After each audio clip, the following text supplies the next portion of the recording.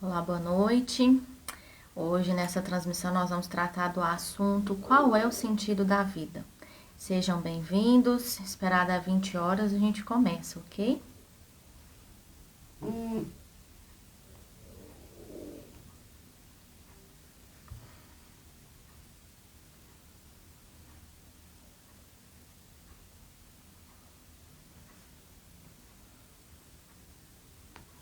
Só mais um minutinho.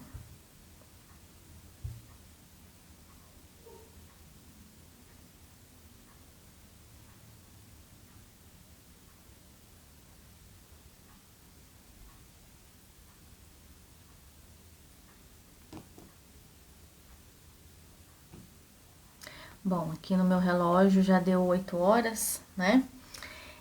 Se alguém puder dar o retorno se tá me ouvindo, se o som tá ok, eu agradeço.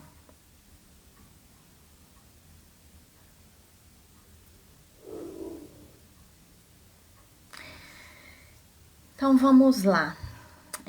Vamos iniciar então essa nossa fala, né? Com uma oração. Leandro, boa noite, seja bem-vindo. E nesse momento, quero avisar. Obrigada, Leandro, pelo retorno. Que no final, né, ao final aqui dessa transmissão, vai acontecer o passe à distância através da prece que nós vamos fazer. E também, se alguém quiser colocar, se vocês quiserem colocar um copo, né, ou um jarro aí com água para fluidificar, na prece final nós faremos o pedido também para que a espiritualidade superior possa fazer a fluidificação das águas que forem separadas, ok?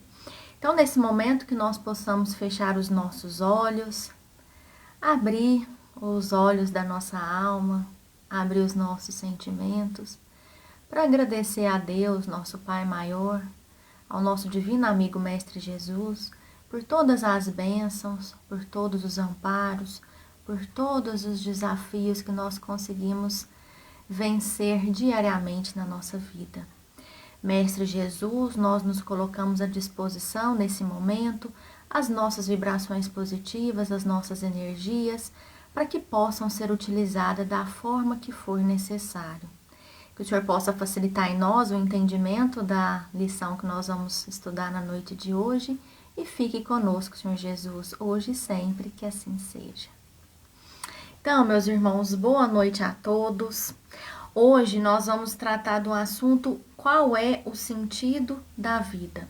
É um questionamento que não é de agora, do século 21, que nós nos questionamos qual é o sentido da vida.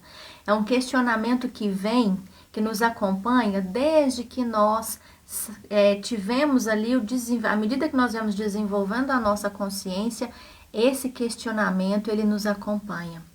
Porque a gente olha aí para esse mundão afora, para essa imensidão do céu e fica questionando às vezes, né? Nossa, mas qual será que é a minha missão? O que que eu vim fazer aqui no planeta Terra? O que que eu tenho, qual que é a tarefa que eu tenho que desempenhar? E às vezes tira até o nosso sossego ficar pensando muito nessa questão. E nós que somos espíritas, a gente já tem meio caminho andado para a identificação dessa resposta, né? Porque pelo menos nós sabemos de onde é que nós viemos, o que é que nós estamos fazendo aqui e para onde é que nós vamos quando esse nosso corpo físico se extinguir, né? A nossa vida física se extinguir. E aí, às vezes, por conta da correria do dia a dia, da nossa rotina atarefada, né? Um milhão de questões, de compromisso que a gente vai assumindo, nós acabamos em um determinado momento, vez ou outra, deixando com que percamos aí o interesse pela vida ou que a gente tenha dificuldade em enxergar o brilho da nossa vida. Porque a Joana de Ângeles, num livro dela, O Homem Integral, o primeiro da série psicológica, ela comenta assim que nós somos acometidos, vez ou outra, por 4 gigantes da alma. Que quando a gente deixa esses gigantes da alma tomar conta, governar nossa existência, fica fácil da gente perder ou da gente ficar questionando qual que é o sentido da nossa vida. Fica fácil quando nós somos assolados por esses 4 gigantes da alma, a gente perder às vezes o interesse, não ver mais graça na nossa vida. E o primeiro gigante da alma, que a Joana de Ângeles comenta conosco, que vocês vão ver que é verdade, é a rotina. A rotina, quando nós somos muito apegados a essa rotina, meus irmãos, a vida vai se tornando chata. Mas é porque a vida em si é chata? Não, a vida em si ela não é chata. É porque nós, por conta da nossa forma de viver metodicamente, do nosso apego à rotina, da nossa resistência em abrir para novas experiências, para conhecer novas pessoas, para se colocar à disposição para novos relacionamentos, nós vamos deixando com que a vida fique chata. E aí, consequentemente, se eu tô achando a vida chata, se eu tô deixando a vida no piloto, me levar como se fosse um piloto automático, acaba que em algum momento eu vou perdendo esse brilho pela vida. E aí a gente vai ficando ali, perde a motivação para acordar todos os dias e enfrentar as vicissitudes, enfrentar os desafios, enfrentar aí as atribulações, que é graças a elas que nós desenvolvemos, que nós crescemos enquanto pessoas, que nós crescemos e desenvolvemos enquanto espíritos imortais que nós somos. Não é a vida em si que é chata, é nós que tornamos a vida chata. Aí às vezes o relógio desperta ali 6 horas, 5h40, 7, 8. Aí o relógio desperta, a gente, ai meu Deus, será que eu tenho que acordar mesmo? Será que eu tenho que levantar? Aí fica lá apertando soneca, né? Adia mais 5 minutos, mais 5 minutos, aquele tormento, porque nós estamos enxergando a vida como um tormento. Porque nós não estamos dando conta mais de identificar o que nós estamos fazendo aqui. Qual que é a tarefa que eu tenho que desempenhar, qual que é a missão, qual que é o sentido da minha vida. Então, sempre que nós formos demandados, solicitados para sair um pouco da rotina, nós vamos ver nisso, ao invés de uma insegurança, uma oportunidade de fazer a mesma coisa diferente. E fazendo a mesma coisa diferente, nós vamos ver ali, nós vamos perceber nuances que outrora a gente não percebia, fazendo sempre com o mesmo método, fazendo sempre com a mesma coisa. É coisa boba, é experimentar uma comida diferente, testar um caminho novo, testar fazer as coisas de uma outra maneira. Tá certo que quando nós estamos muito apegados a essa rotina, causa uma certa insegurança fazer de uma outra forma. Mas por que não mudar o nosso ponto de vista? Ao invés de partir para aquilo ali como insegurança, enxergar ali naquele fazer diferente uma chance de aprender coisas novas, não é verdade? O outro gigante da alma, que se a gente deixar que ele nos atropele, nós vamos perdendo qual que é o sentido da nossa vida, é a ansiedade. Por conta da rotina, do apego na rotina, a gente deixou a vida chata, foi perdendo o brilho, o interesse pela vida. E aí a gente fica ansioso porque nós queremos resgatar o interesse pela vida, nós queremos ver a vida brilhar novamente e a gente não consegue, e aí nós ficamos ansiosos. Mas sabe por que a ansiedade ela bate e nos desconcerta, nos desequilibra? Porque nós buscamos a nossa felicidade, a nossa plenitude na forma equivocada, porque nós somos colocados, somos estimulados de diversas maneiras, diversas mídias, de que nós precisamos ter para a gente ser alguém. E aí, se eu não consigo ter, eu acredito naquela mensagem inverídica e eu vou atrás do ter. Eu quero ter, eu quero ter, eu quero ter, eu não consigo ter, porque esse ter, talvez ele não está dentro da minha programação reencarnatória. Talvez se eu tiver esse tanto ter que eu quero, eu vou me desconcertar, eu vou me comprometer ainda mais nessa reencarnação. Então, eu pedi para não ter o que eu tanto quero nessa reencarnação, até mesmo para me servir de freio, para me impedir de cometer maiores equívocos. Ou talvez esse ter que eu quero tanto, eu tive lá atrás, não valorizei e agora eu preciso da escassez desse ter. E aí eu não consigo ter isso que eu quero tanto e a gente vai ficando ansioso. E a ansiedade hoje em dia já não é mais só coisa de adulto. Crianças, jovens estão se tornando, ficando ansiosos muito mais cedo, muito mais rápido, por conta dessa cobrança para nos encaixar num padrão. E quem é que falou que esse padrão, ele é o padrão verdadeiro que eu tenho que encaixar? E a partir do momento que a gente sabe valorizar as coisas do espírito e não as coisas do mundo e não as coisas materiais, nós vamos conseguindo lidar com essa ansiedade. Essa ansiedade aqui, meus irmãos, não é a que antecede um evento importante na nossa vida, porque essa, às vezes, a gente perde ali o controle, né? Se eu tenho uma entrevista de emprego, se eu vou tirar uma carteira de habilitação amanhã, eu não vou ficar tranquila, eu vou ficar ansioso. Essa ansiedade que é o gigante da alma aqui, é aquela que nos desconcerta, que nos desequilibra. E aí eu tô ansioso demais da conta, eu passo aí pro terceiro gigante da alma, que é o medo.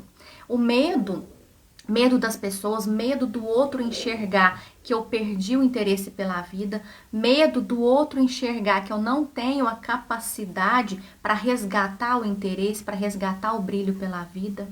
E por conta dessa ansiedade, por conta desse apego na rotina, nós vamos deixando com que a nossa autoestima fique comprometida.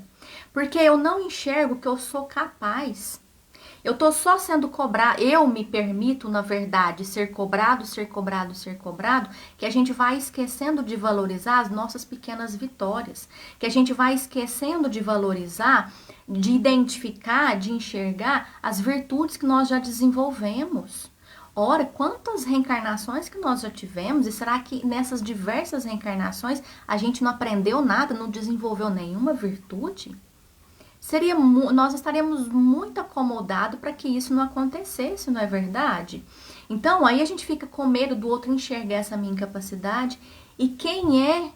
E se por outro lado, se eu praticasse o autoconhecimento que o Santo Agostinho já nos aconselhou lá na questão 919 do Livro dos Espíritos, nós não deixaríamos ser abatidos nem por essa ansiedade, nem por esse medo, porque nós teríamos a certeza dos valores que nós já desenvolvemos. E aí eu vou ficar insegura, eu vou ter medo, porque se eu sei que se o outro está pensando aquilo ali de mim, não é verdade, porque eu sei quais são as minhas potencialidades, eu sei onde estão as minhas forças, eu sei que eu consigo, que eu posso. E aí quando a gente deixa o medo tomar conta da nossa vida, nós vamos optando por ficar sozinhos. Caímos na solidão, que é o quarto gigante da alma. Porque o medo nos torna inseguros, nos torna desconfiados de tudo e de todos. E aí eu opto por ficar sozinho. Nós vamos nos afastando daquela pessoa que era antes ou nossas. E aí a gente... Ah, voltou. A minha conexão da internet aqui, gente, tá tão... Vamos lá, há de dar certo até o final. E aí, então, nós vamos ficando... e a gente opta por ficar sozinho, né? Por ficar longe daquelas pessoas que eram nosso porto seguro, que a gente gostava tanto, porque eu tô com medo, porque eu tô inseguro, porque eu estou ansioso demais da conta. Então, esses gigantes da alma que a Joana de Ângeles coloca faz sentido. E nós temos que ficar atentos ao primeiro sinal de identificação desses 4 gigantes da alma, a gente promover aí alguns recursos para que nós não deixemos eles nos atropelar e, consequentemente, a gente perder esse sentido da vida. E os recursos que nós temos na nossa mão para a gente resgatar o interesse, resgatar o brilho, né, da vida. O Divaldo, numa palestra dele que ele fez no dia 13 de setembro do ano passado, a palestra chama justamente o sentido da vida.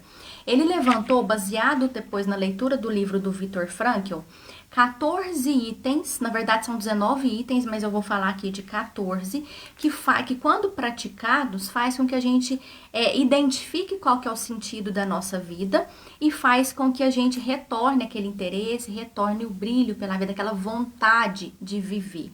E de ser grato por estarmos aqui mais uma vez reencarnados no planeta Terra.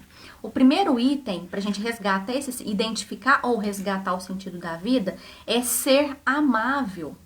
Quem de nós que não conseguimos ser amáveis com as pessoas, mesmo que não faça parte do nosso comportamento, às vezes nós somos uma pessoa mais seca, mais dura, não é nem por maldade, mas por que a gente não pode esforçar para se tornar uma pessoa mais sorridente, uma pessoa mais simpática, uma pessoa mais fraterna, de modo que as pessoas sintam vontade de estar perto da gente? colocar um sorriso, mas um sorriso verdadeiro que ele mostre, que ele reverbera no brilho do nosso olhar. O estender a mão para alguém, mas não é para pegar, né? Porque não tá podendo pegar. É o estender literalmente a mão para alguém, né? Figuramente a mão para alguém, auxiliar, nos colocar à disposição para que a nossa atitude de ser amável com alguém faça com que ela resgate o interesse pela sua vida. Ser gregário é o segundo item. Esse termo gregário, ele tem um significado muito bonito. Ser gregário significa, é a tendência que faz com que pessoas se juntem, deixando de lado os seus interesses pessoais. Olha que interessante que é essa questão de gregário, deixar um pouco o nosso interesse de lado em benefício do bem das pessoas em comum, né? Deixar o meu interesse de lado por um bem geral. E nós estamos precisando mais do que nunca sermos gregários. Às vezes é desconsiderar o desconforto que o uso de uma máscara o dia todo nos causa, o desconforto de toda hora ter que ficar lavando a mão, passando álcool gel, o desconforto de ter que evitar ficar saindo desnecessariamente. Porque isso eu estou abrindo mão do meu interesse, quero de aglomerar, quero de encontrar com as pessoas, quero de confraternizar igual nós fazíamos anteriormente, abrindo mão disso momentaneamente, pensando no bem geral. Ser gregário. Primeiro, ser amável, ser gregário, ter identidade própria. Como é que eu vou ter identidade própria se eu não me conheço? Se eu não sei o que eu gosto, o que eu não gosto, o que me faz feliz, o que me deixa triste? Se eu não sei quais as virtudes, quais são as minhas inseguranças? Ter identidade própria, nós precisamos nos conhecer direto. Quando eu ia no Paulo Estevão presencialmente, nas lives que eu imagino que vocês devam ouvir muito, autoconhecimento, não é lorota, não é conversa para boi dormir igual os antigos, igual a gente ouvia esse termo antigamente, é porque ele é necessário. Eu só consigo modificar os meus sentimentos, o meu comportamento, o meu pensamento se eu identifico primeiro a necessidade dessa mudança. E nós identificamos a necessidade dessa mudança promovendo o autoconhecimento. O quarto item, trabalhar. Seja o trabalho remunerado, seja o trabalho voluntário, manter a mente e as mãos ocupadas. Porque a cada pessoa que eu faço feliz através do meu trabalho, faz com que eu resgate o sentido da minha vida. A cada sorriso que eu vejo estampado no rosto de alguém que foi proporcionado pelo desempenho da minha tarefa, eu resgatei esse sentido, que é fazer o outro feliz, que é auxiliar o outro, que é ser amável para com o outro, que é fazer a diferença na vida do outro. Esperança de viver. Às vezes, por conta de todo esses 2 anos, né, atribulados que nós estamos vivendo, às vezes a gente perde até a esperança, né? Basta ligar um pouquinho ali a televisão no noticiário, às vezes fica fácil a gente perder essa esperança de viver. Mas como já dizia o ditado, a esperança é a última que morre, e é verdade. Nós, ainda mais nós que temos o conhecimento da imortalidade da alma, da lei de causa e efeito, nós jamais podemos deixar essa esperança.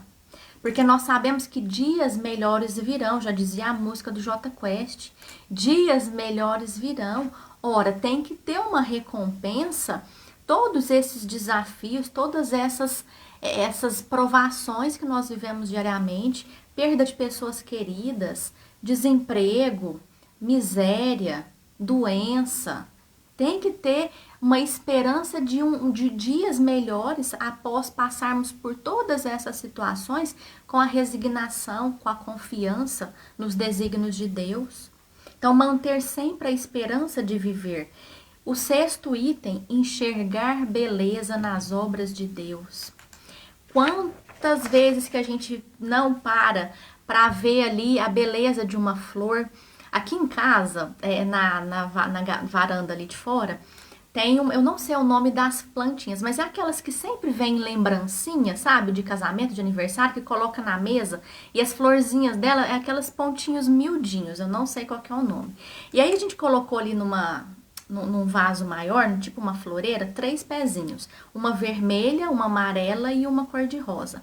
E elas estão tão floridas, mas de um vermelho tão vibrante, que tem dias que eu tô querendo tirar uma foto dessa flor por conta da beleza que tá a cor e a quantidade de florzinhas que abriu. E foi preciso essas florzinhas estarem aqui na frente da minha casa para eu identificar, porque talvez se tivesse colocado lá nos fundos eu não ia lá para enxergar a beleza nas obras de Deus, na natureza, em tudo que nos cerca, enxergar a beleza nas obras de Deus quando alguém estende a mão para alguém, quando a gente vê notícia de que uma pessoa auxiliou outra pessoa, é saber identificar ali que aquele que ajudou, ele foi um missionário, ele foi as mãos de Deus para ajudar aquela pessoa naquele momento.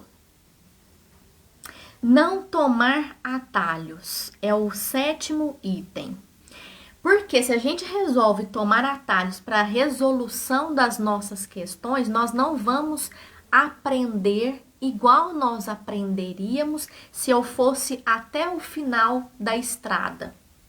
A lição, ela tá justo, o aprendizado, o cerne da questão tá justamente lá no fim da estrada. É onde quando a gente chega lá, mesmo que aos trancos e aos barrancos, mas nós não optamos por atalhos e a gente chegou lá no fim do caminho e tem lá uma recompensa para nós. Só que essa recompensa não é nada material, é uma recompensa a nível da imortalidade. Porque esse atalho aqui, muitas das vezes, esse atalho é aquilo que vai nos complicar essa nossa reencarnação. Porque talvez esse atalho aqui é aquele jeitinho que a gente sempre dá. Sonega um negocinho aqui, omite um negocinho ali, puxa o tapete de alguém ali. Por isso, não tomar atalhos. O 8º, não se envolver em problemas que não são seus. Esse aqui é muito sério. Porque às vezes a gente até se envolve, né, com o problema que não é nosso, não é nem com a intenção de ser enxerido, de ser intrometido, mas às vezes é na intenção de tentar dividir a carga do problema daquela pessoa.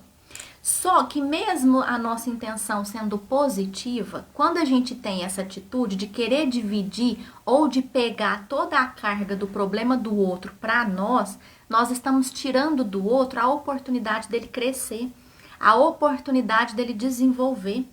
Mãe e pai sabem muito disso. Eu tenho a impressão, eu ainda não sou mãe, mas eu tenho a impressão que quando uma mãe e um pai vê um filho sofrer, deve doer lá dentro deles, deve ser uma dor bem doída, né? Vendo o filho sofrer. E aí, o pai sabe, a mãe sabe, filho, não vai por aí, não faz isso, eu já passei por essa situação, eu já fiz isso e o resultado não foi legal. Se pudesse, tirava toda a carga de sofrimento daquele filho para que ele ou ela pudesse assumir, né? Só que às vezes aquele filho, ele vai aprender igual a gente aprende, através da experiência. O aprendizado, quando ele é ocasionado pela experiência vivida, ele fica um aprendizado mais assimilado, ele fica um aprendizado mais profundo, lá no fundinho da nossa consciência. Ele nos toca, ele nos marca. O 9º item é não tomar decisão com raiva. Esse aqui ele é bem interessante. Não tomar decisão com raiva. Se eu tomar uma decisão com raiva, é grande chance de que eu vá me arrepender daquela decisão tomada. Porque no momento da raiva, nós injetamos na nossa corrente sanguínea um excesso de cortisol e de adrenalina. E o nosso cérebro, ele entende que com essa alta dose de cortisol e de adrenalina na corrente sanguínea, ele entende que nós estamos em perigo. E aí, o foco do nosso organismo vai ser nos nossos membros inferiores para a gente correr ou aqui nos nossos braços para nós nos defendermos ou atacar. E aí quando nós estamos com esses cortisol e adrenalina na corrente sanguínea, a nossa razão ela fica nublada.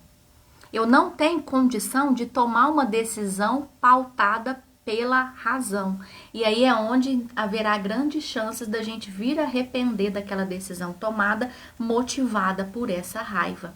Tá passando muito esses dias, eu tô vendo nas redes sociais, aquele trecho do filme Nosso Lar, que alguém tá lá no hospital, não lembro agora, parece que o André Luiz tá lá no hospital e alguém fala para ele da água da paz.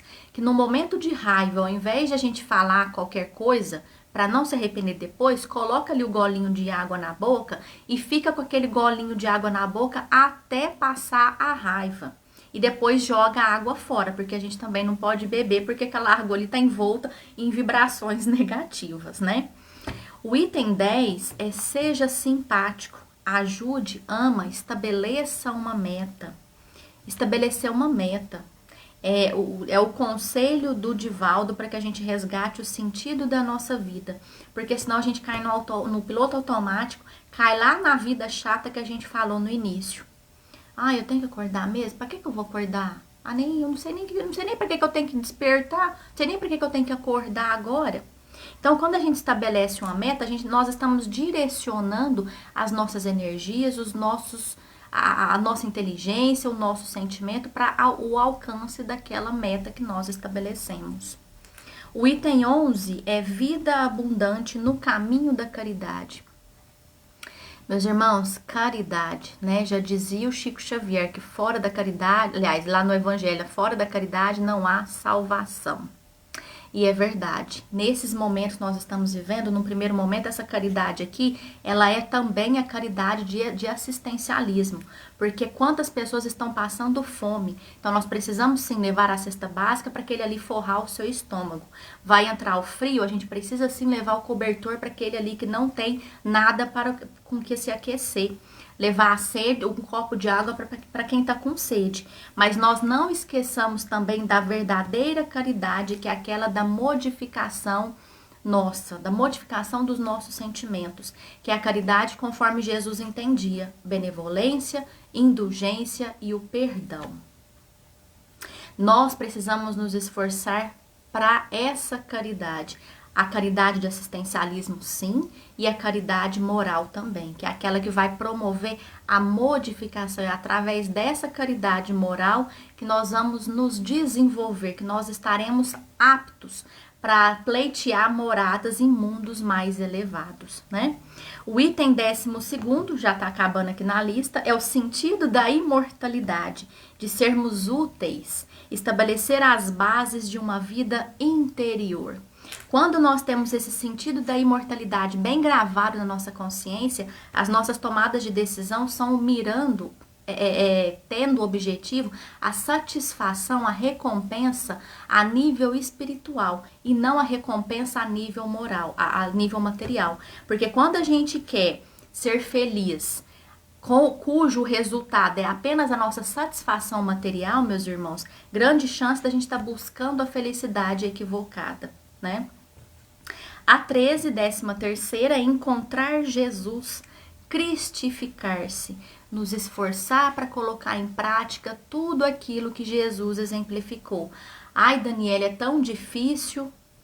Talvez seja difícil mesmo, cada um sabe o seu grau de dificuldade, mas a gente tem que começar de alguma forma, não tem que começar? E olha que exemplo que nos foi deixado, um exemplo magnânimo de Jesus, amor, que só amou as pessoas.